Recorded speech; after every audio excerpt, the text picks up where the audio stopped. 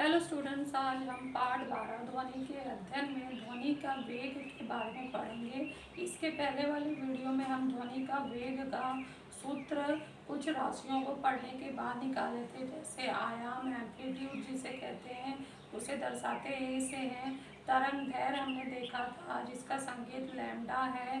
दोलन काल हमने देखा था, पढ़ा था, टी जिसे कहते हैं, संकेत उसका टी है। उसके बाद हमने आवृत्ति पढ़ी थी, इसका संकेत न्यू है। इन सबको पढ़ने के बाद अंत में हम ध्वनि का वेग वेलोसिटी v निकाले थे। तरंग दैर्घ्य गुणे न्यू अर्थात तरंग दैर्घ्य गुणे आवृत्ति, ध्वनि का वेग बराबर होता है लैम्डा गुणे न्यू।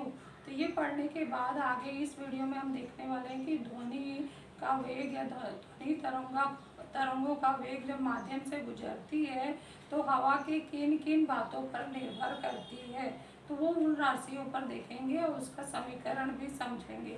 तो चलो हम ये देखते हैं कौन कौन से बात है। तो हवा माध्यम में ध्वनि तरंगे जब गुजरती है तो ध्वनि तरंगों का वेग हवा की निम्न भौतिक स्थिति पर निर्भर करती है। और भौतिक स्थितियाँ कौन कौन सी है?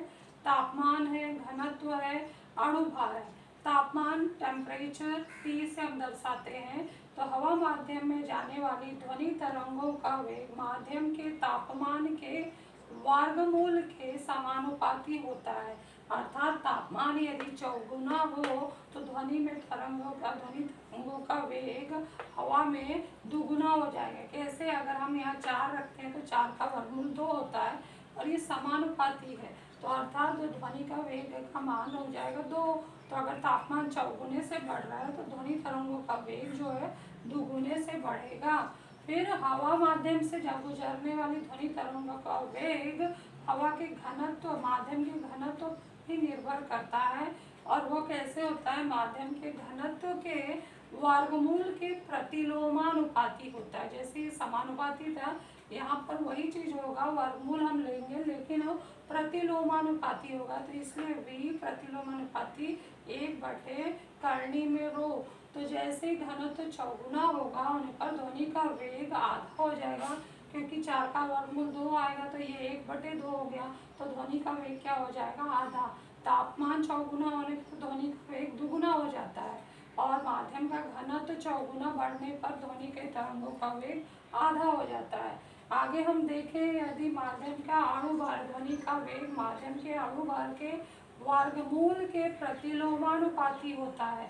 अर्थात अणुभार चौगुना होने पर ध्वनि का वेग आधा हो जाता है। तो ये मॉलिक्यूलर वेट एम संकेत से हमने दर्शाया है। v ध्वनि के तरंगों का वेग है, तो ध्वनि के तरंगों का वेग जो है माध्यम के अणुभार के वर्गमूल के प्रतिलोमानुपाती होता है। तो ये सब बातें याद रखना है, आगे की कक्षाओं में ये बहुत ही उपयोगी है। इसे एक सूत्र के रूप में याद रखें। अगला हमारा टॉपिक है ध्वनि के प्रकार, types of sound. Types of sound में 3 प्रकार के साउंड है, ध्वनि है। अश्रव्य ध्वनि, श्रव्य ध्वनि और पराश्रव्य ध्वनि। इसको अंग्रेजी में कहते हैं इंट्रासाउंड।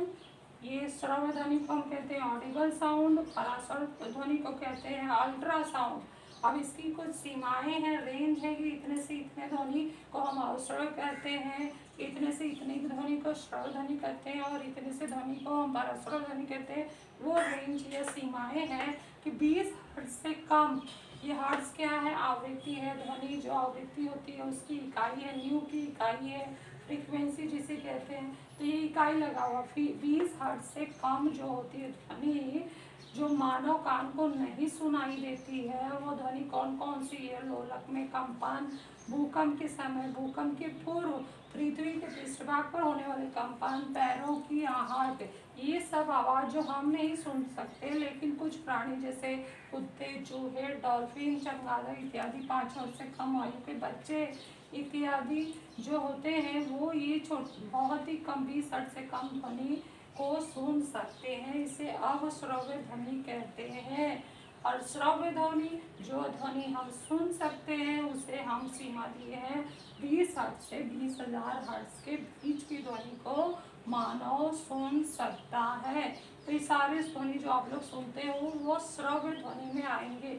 फिर पराश्रव्य ध्वनि, अल्ट्रासाउंड जो होता है 20,000 हर्ट्ज से अधिक होता है, जो मानव कान नहीं सुन सकता है। लेकिन इसे सुनने के लिए कुछ प्राणी हैं जो वो सुन लेते हैं आसानी से।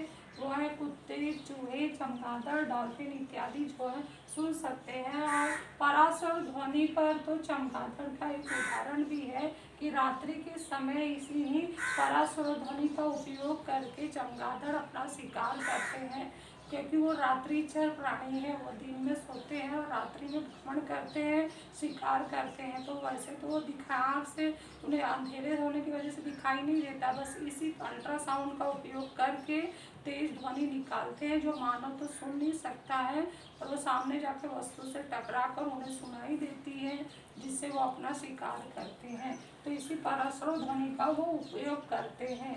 तो इस तरह से आज के इस वीडियो में हमने थोड़ी सी जानकारी ली है। आप सब नोट करते जाइए और जानकारी को इकट्ठा करते रहिए। Thank you.